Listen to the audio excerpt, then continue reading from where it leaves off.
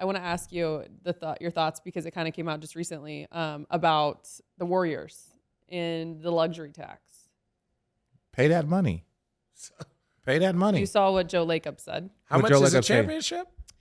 Joe Lacob said, in fact, in Vegas, we're going to be at the Board of Governors meeting Tuesday. Let me tell you, they're not happy. It's not just us. Other teams are going into the luxury tax now as well. We kind of blew a hole in the system, and it's not a good look from the league's perspective. What is your take on that? Well, I don't fully get the context. What's he saying it as? Buying championships. Oh, I don't think they bought a championship. I don't think they bought a championship. They paid their players. They don't want to see it happen. There are limits. I'm not going to say what they are, but there are limits on what you can do. Well, this is when this is where they get afraid, as if somebody has. But see, only in capitalism. See, in America, capitalism is really popular, right? Like Walmart, Amazon, Tesla, like capitalism's great. Target, capitalism's great. Then all of a sudden it gets to sports teams, and you're like, we need to stop what this group of people can make, right? Because we want fairness. Well, capitalism isn't about fairness, and if you can afford to pay your players by the rules, and you got to pay a tax, and you're willing to pay the tax, for instance, Paul Allen, right, one of the richest men in the world, recently, passed away. The Lakers called the Trailblazers. The Lakers called the Trailblazers, and they were trying to do a trade. And they were like, hey, this is our deal, and we want to offer you guys cash. And they were like, oh, we don't take cash.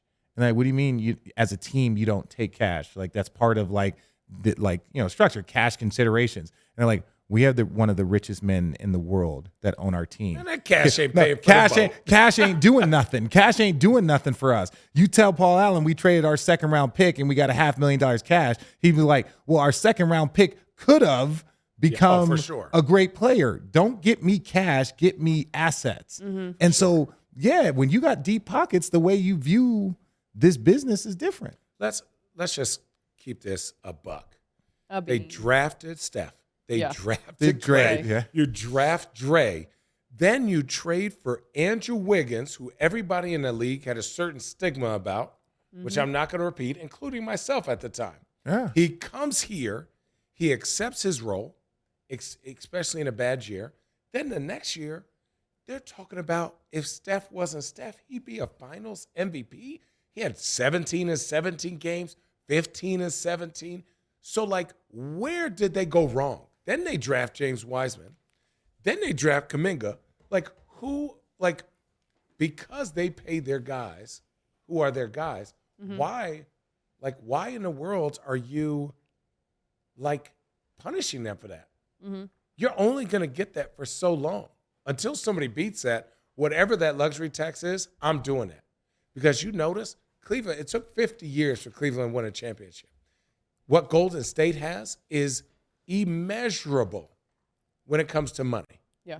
It is, if any person on any owner could emulate what Golden State is doing and they said, here's a price tag, I promise you the city would pony up and get it. I wonder if Oklahoma City would do things differently now with James Harden, KD, and would they keep that? Would they pay the money to go into the tax and try? I don't even know what the salary cap implications would have been to try and keep 3 future MVPs, right? Like, you're penalizing a team and you're saying, if we can afford this, this is what we're willing to pay. Mm-hmm. And even if you look at it from I know I was joking about capitalism, but when LeBron James left Cleveland the first time, the downtown area, I don't want to talk about the downtown area was a ghost town. Right, the casino, the restaurants. I don't want to talk about it was bad. We're just talking about. I didn't though, actually. We're just not where I live. No one knows where Allie Clifton lives. Yeah. No one. So it's basically like when he came back behind Dover Gardens. Oh God, the Dover Gardens burger, dude, it was the so wings. good. The wings were on fire. No, that's easy. I just think the guys make so much money, and for everybody that keeps talking about how much money the players are making. The reason why these salaries are getting so high is because the owners are making so much money. We split the money with them 50-50, basically. So, when you see somebody signing a $250 million deal, when you see Jokic signs 276, it's because, the Kroenke family's making $300 million or more. So it's you know what I'm saying? So it's all this money gets split. We don't make more than the owners. And so for the owners that have to go into the tax and pay some of that money, fine.